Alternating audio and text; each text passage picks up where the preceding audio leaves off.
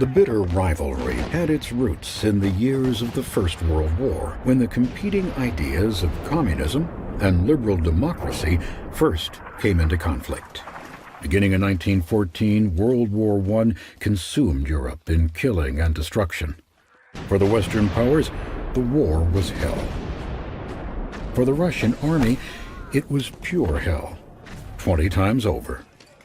Sent to fight without food, without ammunition, sometimes even without weapons, the demoralized soldiers were a human sacrifice to the war gods, offered up by a corrupt imperialist ruler, Russia's Tsar Nicholas II.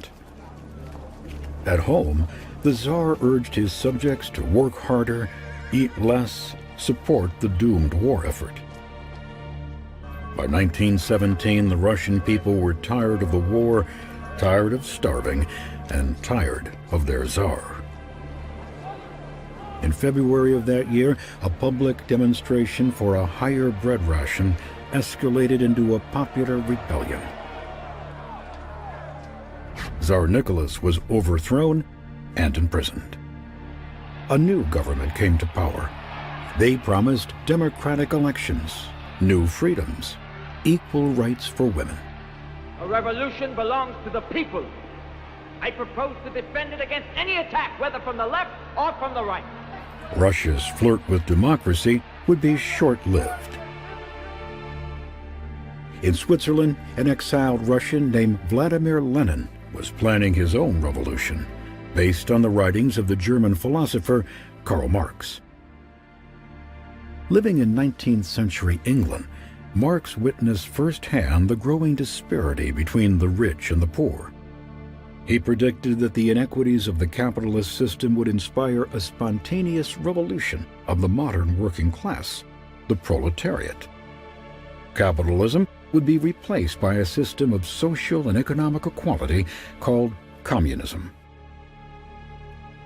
We declare openly that our ends can only be achieved by the forcible overthrow of all social conditions. Lenin interpreted Marx's beliefs with religious and violent fervor. He returned to Russia to lead a group called the Bolsheviks and condemned the new government. They imagine that serious political questions are decided by voting. As a matter of fact, they are decided by class war. In October 1917, Lenin launched his revolution and seized control of Russia. He and his band of comrades then set about establishing their workers' paradise, the modern Soviet socialist state. Bank accounts and personal property were confiscated. Private fields became collectivized farms. Stores and businesses were surrendered to the state. Lenin was intolerant of dissent and totally ruthless. Arrest without charge, imprisonment without trial, disappearance without explanation. All became routine. In the United States, President Woodrow Wilson followed events in Russia with growing unease. He had committed his nation to World War I in order that the world be made safe for democracy. In his 14 points address to Congress, he outlined how to achieve his lofty goals based on principles of national self-determination, free trade, and international cooperation. But the president's vision for the future did not include the Bolsheviks.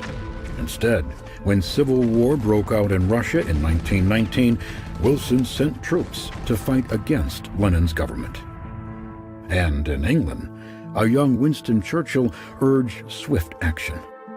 Before the House of Commons, he declared, "We must strangle the infant Bolshevism in the cradle." Such rhetoric convinced Lenin and his comrades, including Joseph Stalin, that the West would stop at nothing to destroy their communist dream.